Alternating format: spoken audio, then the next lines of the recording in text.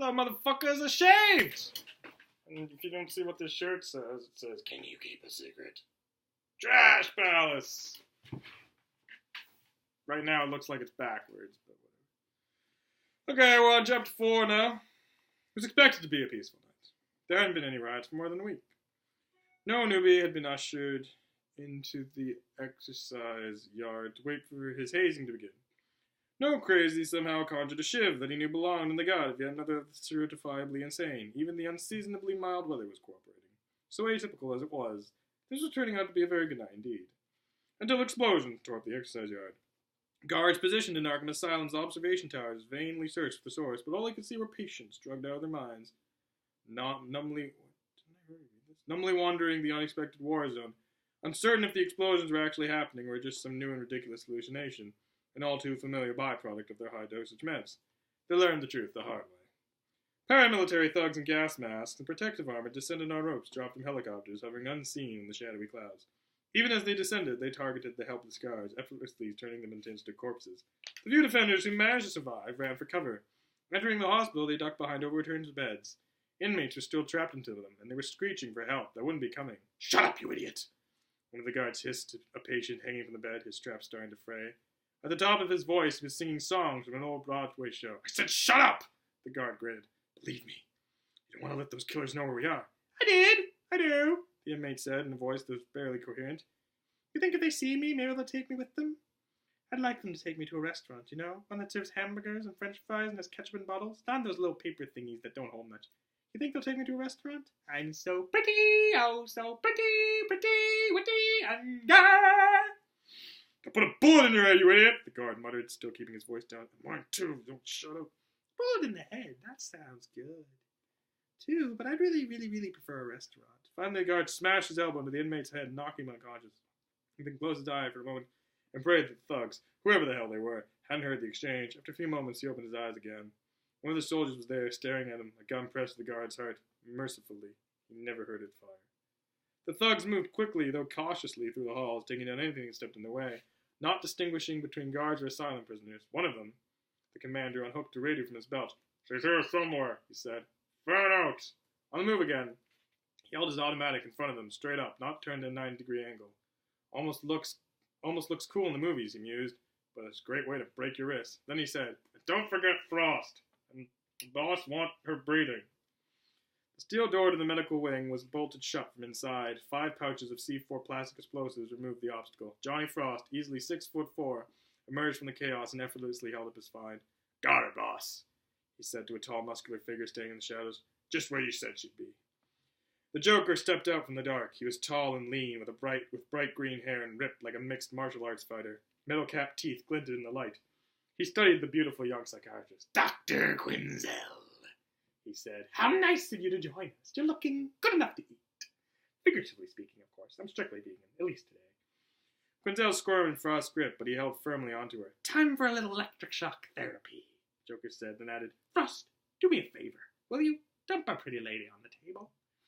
The mercenary threw Quinzel onto the exam table, then strapped her into place. Joker removed his prison shirt, carefully folded it, then placed it to the side. His extraordinarily pale skin was covered over with dozens, maybe hundreds of insane tattoos showing from head to foot. An eerie, wide grin was inked on his right forearm, while a parade of laughing ha's crept up his chest to his left arm and under his tangle of emerald hair. Dozens more were carefully placed along his side, back, and legs, filling nearly every open space. He saw Quinzel staring at him confused. He gestured toward the shirt. "The government spent a hell lot of money buying us thrift-store rejects, so I'm not going to potentially dirty it with your blood. Come on. Do I look like a barbarian?" Harlan Quinzel's eyes reflected her fear. "Please don't. Please. I did what you said. I helped you." She tried to struggle free, but the straps were designed to hold a 400-pound madman. The Joker fell back. His eyes rolled into his head as if he simply couldn't believe what he had just heard. He shook his head to clear away his confusion, then stuck his face into some Quinzel's own. "You helped me," he repeated. "You helped me by scorching what few dead, faded memories I had into a sizzling knot. That was prescribed," she pleaded. "Everything said was the best possible cure for you." "For my what, girl?" "My cure?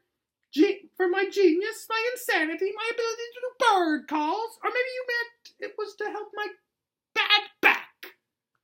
I got that digging grave for that basketball team I kidnapped way back when. She stared at him, obviously confused. He leaned close to her. Dr. Quinzel, do you know that for years and years they kept playing against this one other team? Just this one other team. And guess what? They lost every single game. Every single game! The Joker sighed and thought, anyway, where was I? Oh, right. At some point, don't you think even a total idiot would say, maybe we should play a different team? Or better that God's telling us we should quit basketball and go into business selling, I don't know, aluminum siding. Maybe. What do you think? I don't know what to say, she responded. Please don't make me. Please let me go. Let you go? Joker said. He scratched his chin as if he was thinking deeply, then gave her a huge smile. Let you go. That's an idea. But when it was my turn to get my brain scrambled, you didn't let me go, did you? I'm sorry. I was only trying to help, Joker understood. I know. I'm sure you thought electrifying my brains was the best way to fix all my many problems. But I've got to ask you a question, Doctor.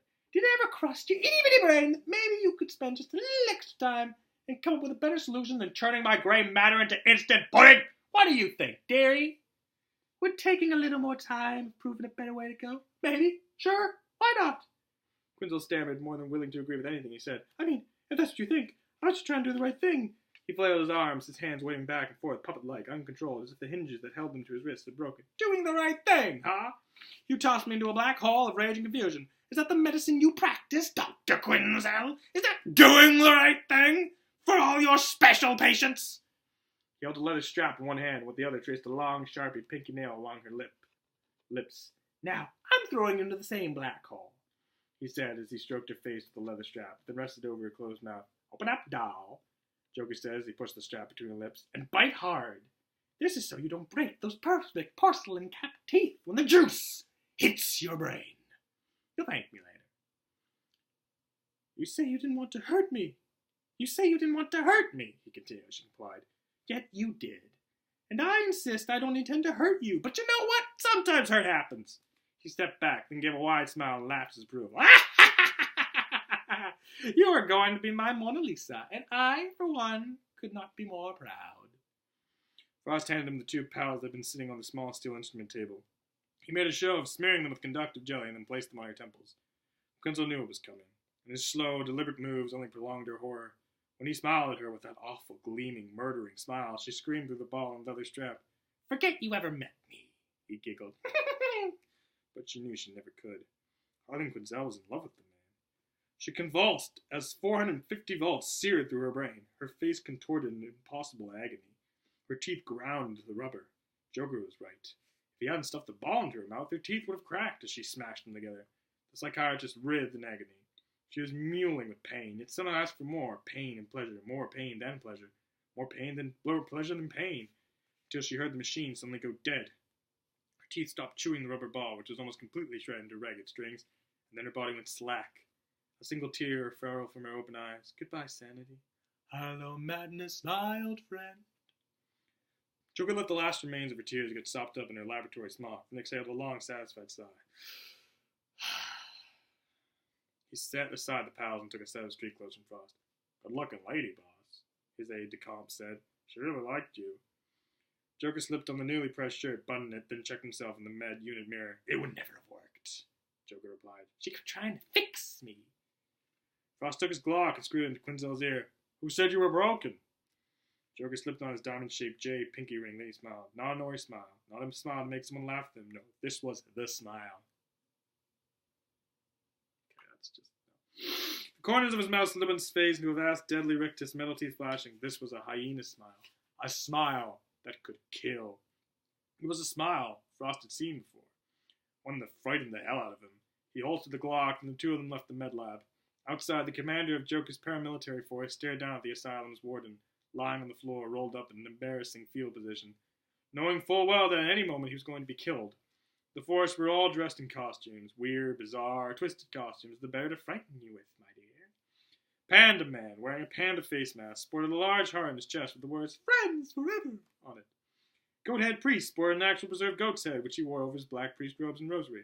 Crying Baby Man was dressed in a security man uniform, while wearing a crying baby mask over his face. Crying Baby Man was dressed in a security man uniform while wearing a crying baby mask over his face. Eyeball Man, which is from Spider-Man, which is a completely different fucking franchise. Series, Marvel, DC, they aren't the same thing. Anyway, Eyeball Man was in a red janitor's outfit. He's the guy that chases... What's his name? Oh, why am I drawing a blank? Oh, God, Ghost Rider. Spider-Man and Ghost Rider and the eyeball guy. Come on, Marv Wolfman. Stick to your DC universe, not Marvel. It's just a very long joke. Kind of funny. Anyway, the eyeball man was in a red janitor's outfit, almost normal, except for the large eyeball mask that covered his entire head. Finally, there were shark heads, 1 and 2. 2 linebacker-sized bruisers wearing black and white shark heads, masks, also dressed in full black suits with ties over white dress shirts.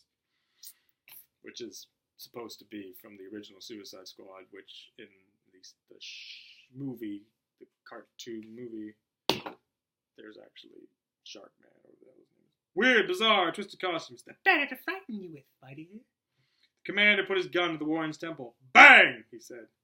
He laughed as he gestured to his men. Ha ha ha ha! Thought they were done. Then they all walked away, taking with them the inert form of Dr. Harleen Quinzel, leaving the Warden alone, lost, whimpering on his office floor. Please, please, please don't hurt me. Shut up! And that's the end of chapter 4. Hope you enjoyed this.